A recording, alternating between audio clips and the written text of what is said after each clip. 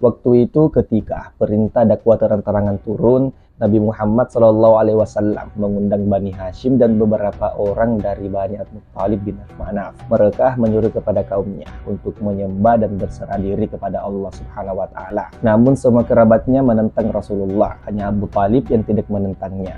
Dia tidak masuk Islam, tetapi dia mendukung penuh dakwah Nabi Muhammad SAW dan melindunginya dari gangguan kaum kafir Quraisy. Di mana setelah Nabi Muhammad SAW merasa yakin terhadap dukungan dan janji pamannya Abu Thalib untuk melindunginya dalam menyampaikan wahyu Allah, beliau berdiri di atas Safa dan berkata, "Wahai semua orang." Maka semua orang pada waktu itu berkumpul memenuhi seruan Nabi Muhammad SAW. Kemudian Nabi Muhammad SAW mengajak mereka kepada tauhid dan iman kepada risalah beliau serta beriman kepada hari akhir. Dari beberapa orang yang hadir di situ, Abu Lahab angkat bicara, "Celakalah engkau selama-lamanya, untuk inikah engkau mengumpulkan kami?" Dan sejak saat itulah dakwah Nabi Muhammad SAW terdengar di seluruh Mekah, di mana pada waktu itu kaum Quraisy merasa terganggu dengan dakwah Nabi Muhammad SAW karena kepercayaan mereka mulai dipermasalahkan dan berhala-berhala mereka ditentang. Mereka mengakui sosok Nabi Muhammad SAW sebagai seseorang yang jujur. Mereka berusaha menghentikan dakwahnya dengan cara mendekati pamannya, yaitu Abu Thalib. Mereka mengharapkan Abu Thalib bisa meraih Nabi Muhammad SAW untuk menghentikan dakwahnya. Dan tetapi Abu Thalib menolak permintaan mereka. Maka mereka pun pulang dengan tangan hampa, sehingga Nabi Muhammad SAW bisa melanjutkan dakwahnya, menampakkan agama Allah dan menyeru kepadanya. Di mana semenjak penolakan itu, kafir Quraisy berusaha menghentikan dakwah Nabi Muhammad SAW dengan berbagai cara. Mereka menjelek-jelekkan ajaran Islam, membangkitkan keraguan, melawan Al-Quran dengan dongeng orang-orang dahulu, dan menyebutkan manusia dengan dongeng-dongeng itu agar mereka meninggalkan Al-Quran, dan mereka menyiksa para pengikut Nabi Muhammad SAW. Di mana pada waktu itu kaum kafir Quraisy berusaha menawarkan untuk mempertemukan Islam dan jahiliyah. Mereka akan mengikuti ajaran Islam tanpa meninggalkan ajaran mereka. Dan Nabi Muhammad SAW dengan tegas menolak penawaran mereka, di mana peristiwa ini diabadikan di Quran Surah Al-Kafirun.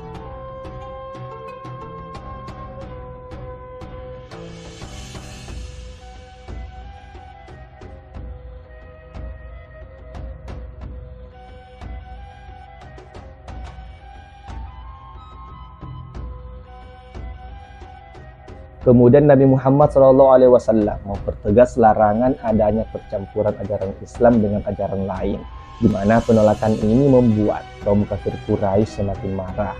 Mereka melakukan pemboikotan kepada pengikut Nabi Muhammad SAW.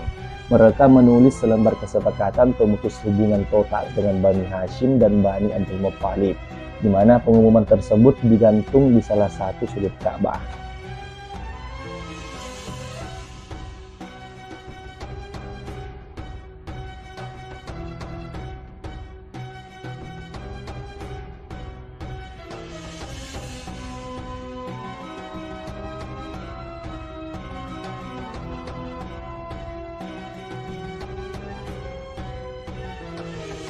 Kemudian Nabi Muhammad SAW bersama Bani Hashim dan Bani Muttalib hidup terisolir dan tinggal di lembah Bani Hashim.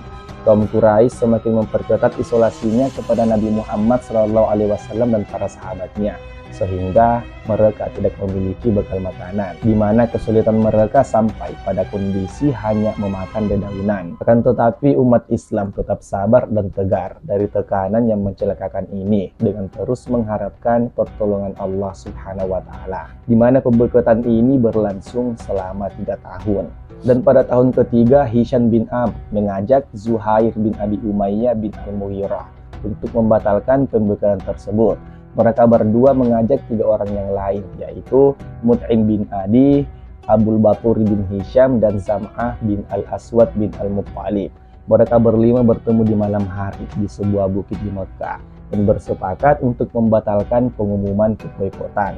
Dan kemudian pada saat di pagi hari mereka pergi ke tempat pertemuannya, di mana mereka menyatakan penolakan terhadap pemboikotan yang dilakukan oleh orang-orang Quraisy. Mereka ingin merobek pengumuman yang tergantung di sudut Ka'bah.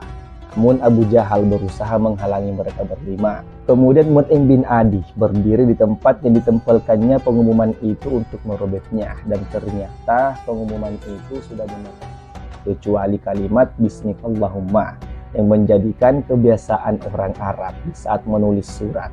Dan setelah itu berakhirlah pemboikotan terhadap Nabi Muhammad SAW dan para sahabat, di mana kafir Quraisy tetap menekan dan menyiksa para pengikut Nabi Muhammad SAW, sehingga Nabi Muhammad SAW memerintahkan pengikutnya untuk hijrah dan keluar dari kota Mekkah.